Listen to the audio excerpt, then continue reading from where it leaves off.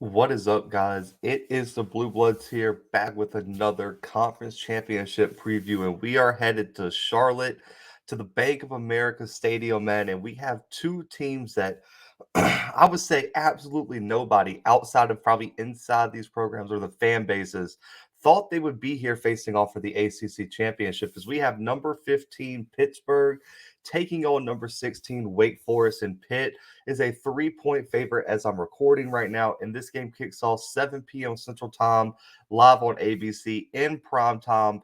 Listen, and if you're not one of these two fans who are tuning in, I mean, this is huge, and you got to tune in because these two teams match up very well. And I think this could be one of the more underrated games of the weekend. But this is also going to mark the first time in over 5 seasons that another program other than Clemson is going to win the ACC. And it's going to be the first season since 2010 that a team other than Clemson or Florida State wins the ACC. I mean, put that in perspective, guys. It's been so long since we've seen a bit of parity in this conference. You have a great chance between two programs who haven't won the ACC in a long time.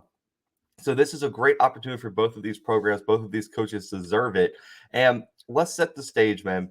Pitt comes into this one 10-2, 7-1 in the ACC, and Pat Narduzzi is going to have a shot to bring Pitt its first ever ACC championship and is going to secure potentially the first ever New Year's Six bowl bid for this program. And Kenny Pickett is going to be on center stage in prime time on ABC with the championship on the line.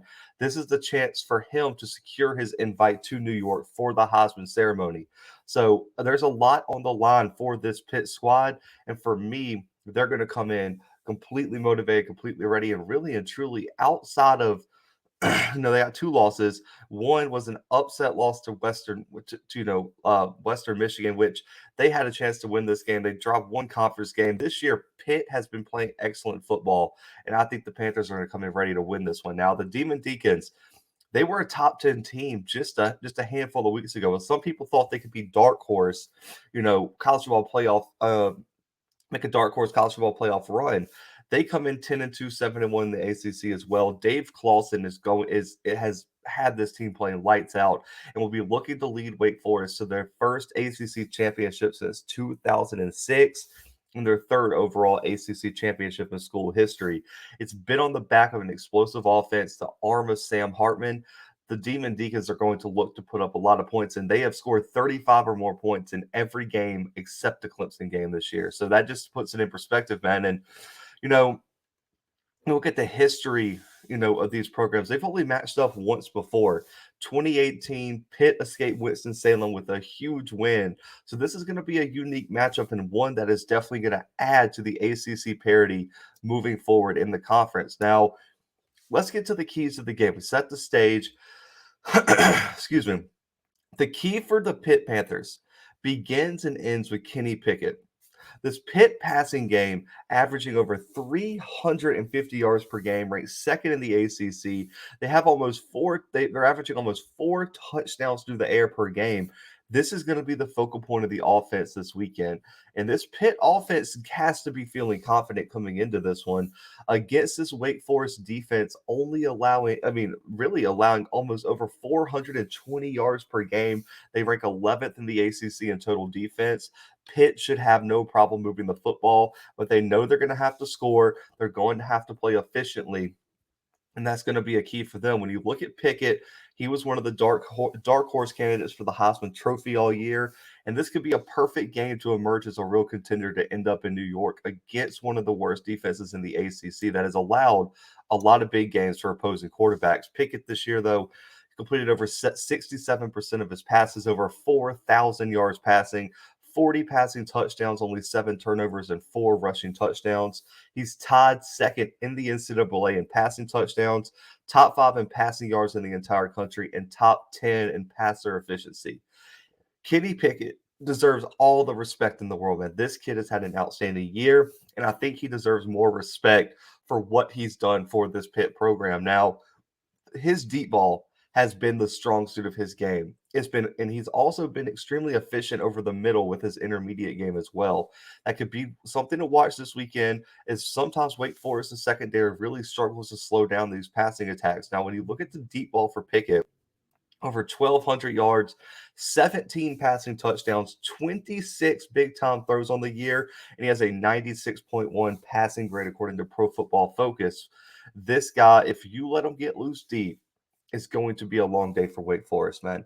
Kenny Pickett will single-handedly win this game if Wake Forest lets Kenny Pickett get loose down the field. Now, in the intermediate game, over 1,000 yards passing, 9 touchdowns, a 93.5 PFF passing grade, and 6 of those touchdowns come in between the numbers in those intermediate throws. So he is going to put a lot of pressure on the linebackers, the safeties, to corners to play a near perfect game this weekend. And I think when you look at Wake Forest's schedule, this is going to be arguably one of their toughest tests that they faced in terms of a pure passer and a pure passing attack for a team.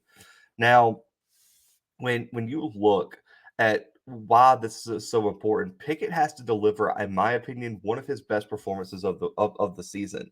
He's going to have to take care of the ball, test the back end of this Wake Forest defense. They've allowed explosive plays, but I think if Pitt knows that if they don't score over 30 points, they're not winning this game. They have to put up points. So explosive plays, putting up points, executing in the red zone are going to be extremely important for Pitt. Now, the rushing attack has been quietly efficient.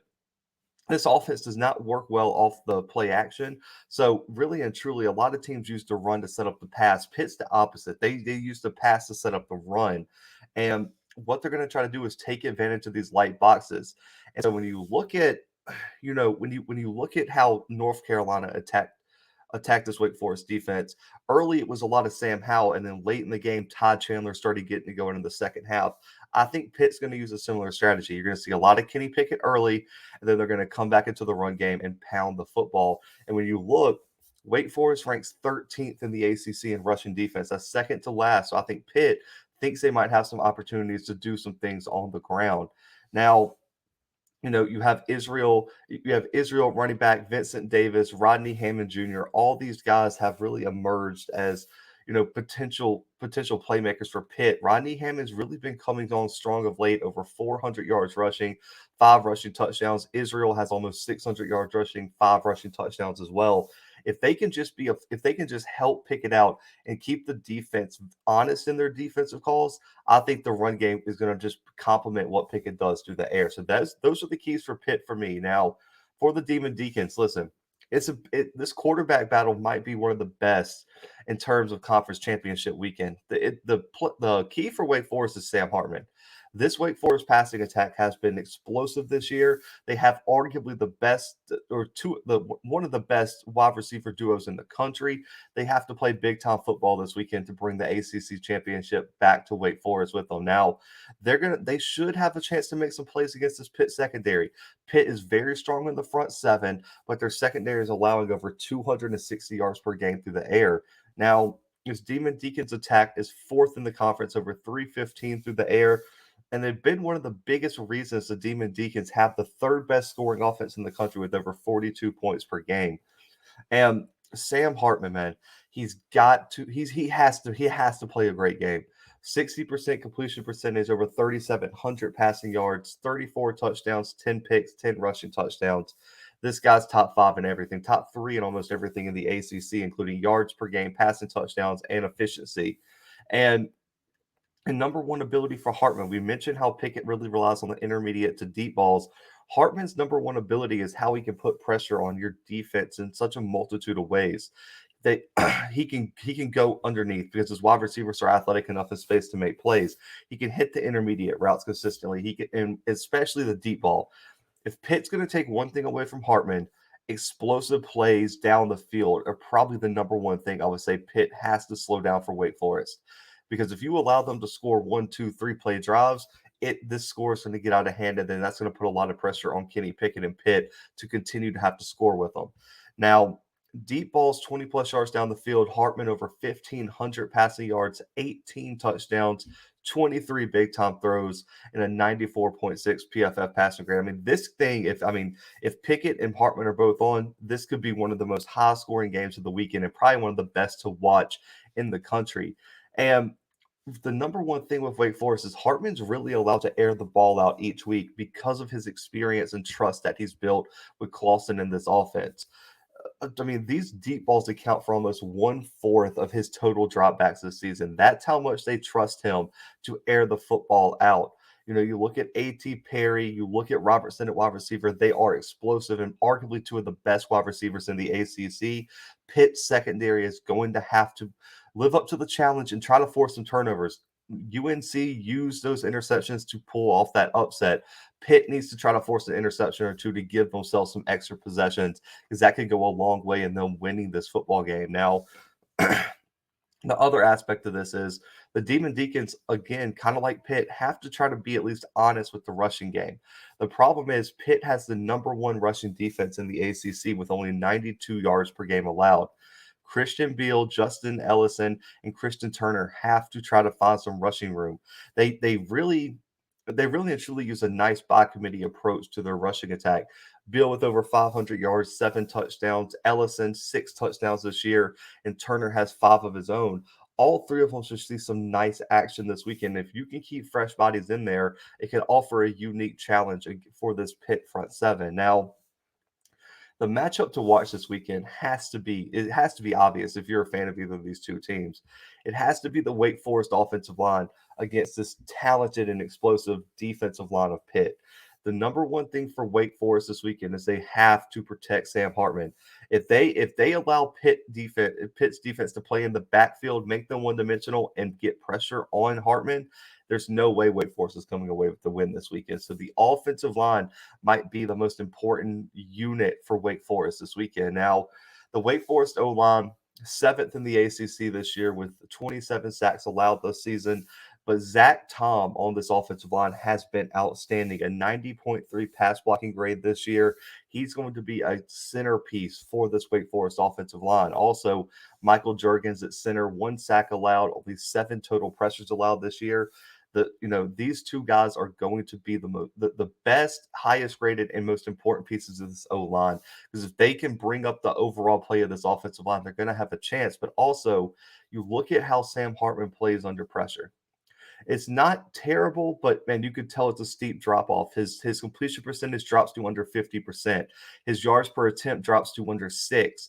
Only 7 passing touchdowns all year under pressure, 4 picks, and his passing grade drops all the way down to a 70.1.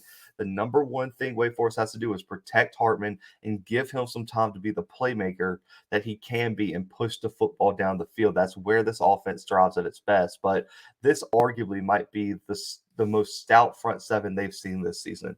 Pitt's defense leads the ACC, ranked second in the entire country in sacks this season. 46 sacks this season. They rank fifth in the country with over 91 tackles for loss. Listen, this defensive line and front seven are explosive, they're talented, and they have really been an overall key for this Pitt defense being one of the top ones in the country, man. And you look at Kalijah Cansey, man, 7 sacks, 12 tackles for loss. John Morgan the third, 5.5 sacks. You look at Habuk, I believe it's Balinado, 8 sacks, 11 tackles for loss. These 3 guys will play in the backfield and can wreak havoc if Wake Forest isn't at their best on the offensive line this week. So this is the matchup to watch. Listen, if Pitt can get pressure, if Pitt can play in the backfield, stop that running attack, and get Hartman's clock sped up where he's running for his life all game, Pitt could run away with this one. But if Pitt can't get any pressure on Hartman, I think Hartman's going to have an opportunity to pick apart this secondary for Pitt. So this is going to determine a lot this weekend in Charlotte. Now, man, in a million years, I'm telling you guys, you can go back and watch our preseason picks. I never thought I'd see the day where we have a Pitt Wake Forest ACC championship this year. Not even a chance. But for me, man, these two teams have been some of the most fun teams to watch this season. We've covered a bunch of Wake games. We've covered a handful of Pitt games. I'm excited to see this one go down. I think it could secretly be the best game of the weekend. But for me, in these explosive offensive battles, I think it's going to come down to which defense do I trust to make one stop, force a handful of turnovers, make that play to win the game. I am going with Pitt in this one.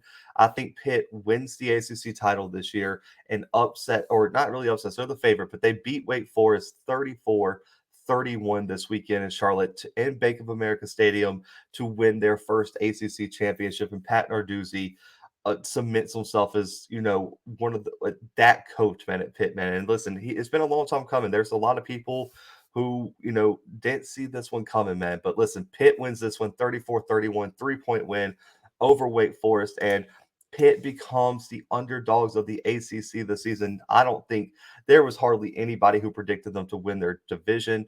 Or I don't think I think there was even less people who thought they'd win the ACC championship. But Pitt will be your ACC champions this year. Listen, subscribe if you're new. Hit the like button on the video. Comment your score predictions for the ACC championship below, guys. And listen, we'll be back with a full recap on Sunday. Man, if y'all are traveling to Charlotte, man, y'all be safe. But listen, appreciate y'all tuning in. Subscribe, like the video. But I got Pitt by 3. Pitt is your ACC champions. But until next time, the Blue Bloods are out.